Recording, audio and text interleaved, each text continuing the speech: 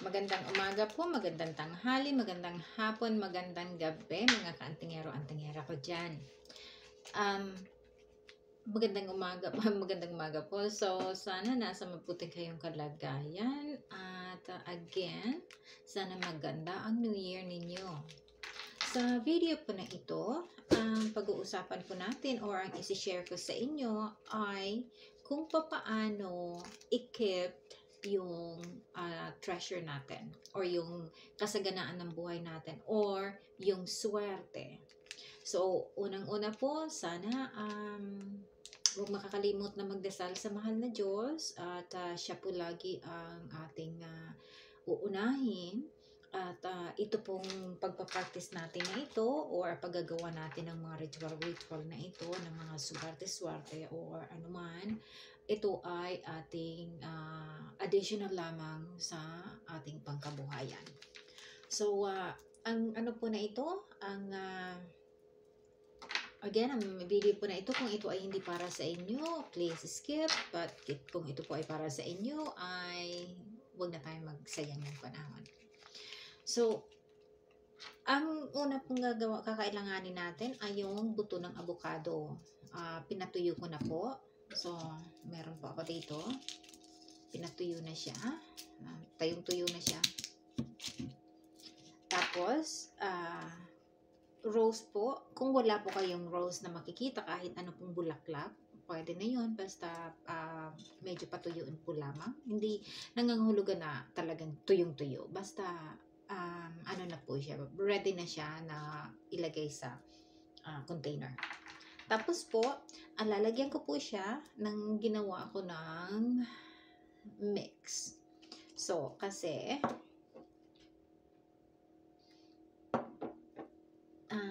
mag-Holy Week na po, so nagawa na ako ng mga mix na yan para ibabaon ko po siya sa lupa at another video po yan. So, anyway po, so unang-una po, ang buto ng avocado,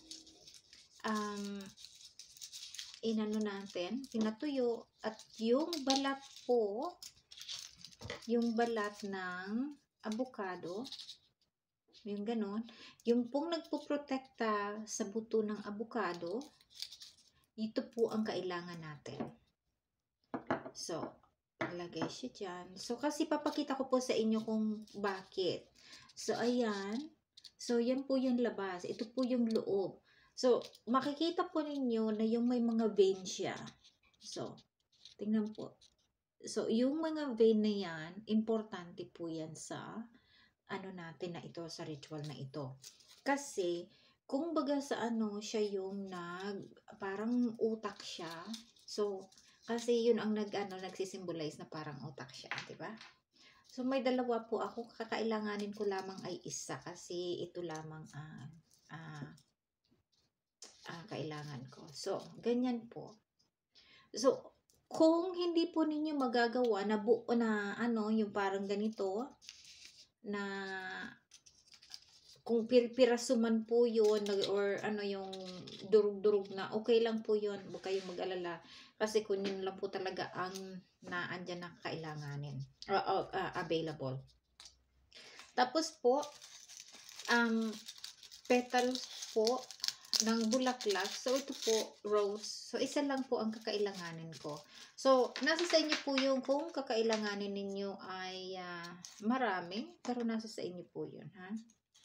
So, ganyan. So, iano natin. Natin kung makikita ninyo. Okay.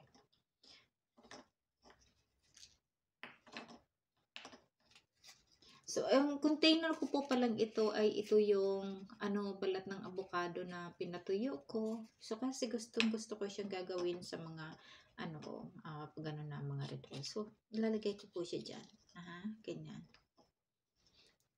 Tapos, itong petals, lalagay natin dyan. So, at the same time na habang ginagawa po natin ito, ini-imagine mo or iniisip mo yung kayamanan mo. Yung nasa sayo ng kayamanan, ha? Hindi yung padating pa lang, ha? Yung naandyan na. So, ganyan po yung ano, ang daming gold, ang daming ano, mga gintong coins, tapos ang daming pera na dumating sa iyo. At yun ay puprotektahan mo na hindi makuha ng iba. So, kasi importante po yun kasi may mga ano, mga naiinggit or may mga maiinit ang dila. So, kailangan protektahan natin yun. So, ganyan po. Ganyan. So, ayan na. Kasi po, ang rose ay nagpo-protect, ay, ang bulaklak, not necessarily ang rose, ang bulaklak ay nagsisimbolo ng, ano, ng pag, ano, yung bukadkad. So, ayan na po, na ano na tayo. So, ito po ang ano na to, ito yung ginawa kong ano, guardian of treasure. So, lalagyan ko po siya ng, i-anuhin ko po siya, lalagyan ko po ng isang drip lang siya, ha. Kung may isang tulo or dalawa, tatlo, kung ilan, okay na po yan. Pero sa akin ay one. So, isa lang po. Tapos, meron po akong ano, i-ano ko siya, i-mix ko siya. So, yung treasure. Okay. Parang ganun, ha. So, ngayon, ang gagawin po natin, ito meron akong black na tela. Kinuha ko po ito sa damit ko, kaya parang ganyan. Kasi kailangan ko. Kailangan natin mag-cut tayo ng square. Ito ang kukunin ko kasi ayaw ko sayang ito. Kasi kakailanganin ko pa ito mamaya. Never know. So, i-cut po natin.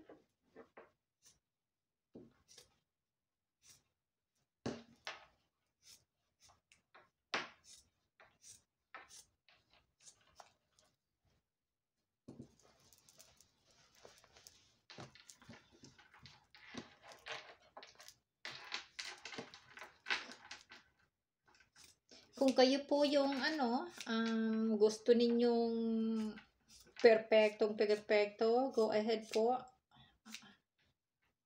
Kasi, syempre, may kanya-kanya tayong ano, gusto. So, ako ganyan lang po.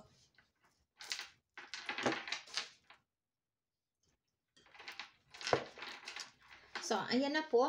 Ito na yung itim na balot. So, ang gagawin ko po, ipapasok ko siya dito sa plastic po. So, kung meron po kayong container,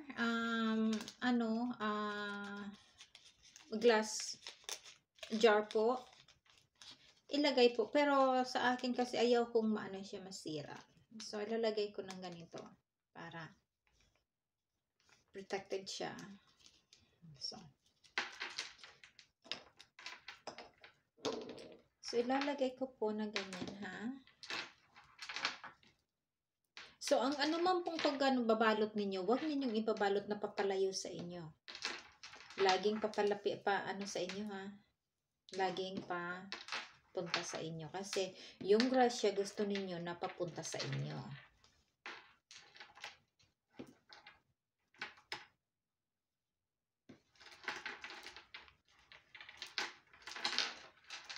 So, ganyan po. So, ito po ay ayaw kong talian. Hindi ko po inaano natatalian kasi ayaw kong masira siya. So, bali ganyan lang po. Ang kakailanganin ko lang nito ay ilalagay ko siya sa mataas na lugar kung saan man yung altar ko para hindi masira.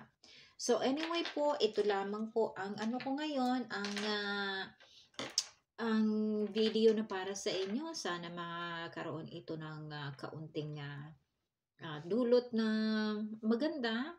At ang lahat po, again, ay huwag makakalimot magdasal sa mahal na Diyos at lagi pong ang ano natin, ang pagsisikap at ang pagsisikap po natin, trabaho natin, ayon ang importante. Ang lahat pong ito na pagpapractice ng ganito, paniniwala, ay tulong lamang. Ah, ah, bilis kung ano man yung pangangailangan natin. Anyway po, have a magical day.